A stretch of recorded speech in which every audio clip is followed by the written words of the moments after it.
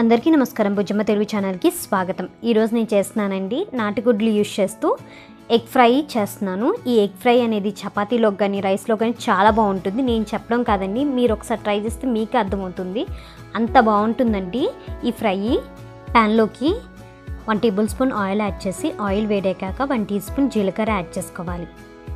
జీలకర్ర వేగిన తర్వాత 1 టీ స్పూన్ కారము, 1/2 టీ స్పూన్ పసుపు, అలాగే ఆనియన్ పేస్ట్ యాడ్ చేస్తున్నానండి.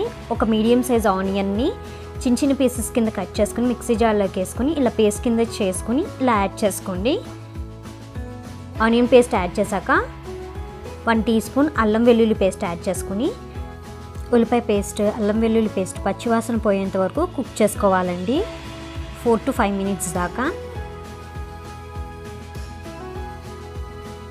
ఇలా వేగిన తర్వాత దీంట్లోకి 2 మీడియం సైజ్ టమాటోస్ని ఉడకపెట్టుకుని చిన్న చిన్న పీసెస్ కింద కట్ చేసుకుని మిక్సీ జార్లో వేసుకుని ప్యూరీ కింద తయారు చేసుకుని ఇలా యాడ్ చేసుకోవాలండి.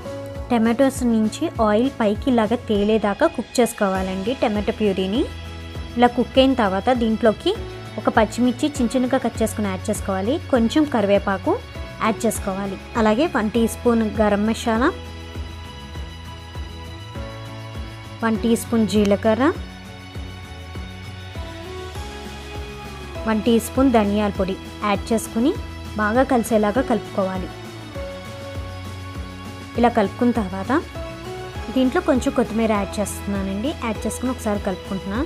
ఇప్పుడు దీంట్లోకి నాటుగుడ్లు యాడ్ చేస్తున్నానండి. ఉడకపెట్టుకున్న 3 గుడ్లు మధ్యలో కట్ చేసుకుని యాడ్ చేసుకుంటున్నా.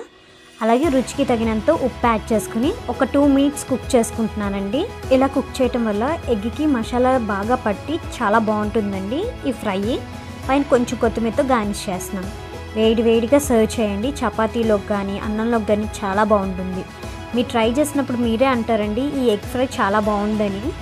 ఎలా వచ్చిందో కామెంట్ సెక్షన్లో చెప్పడం మాత్రం మర్చిపోమాకండి. Thanks for watching. బాయ్.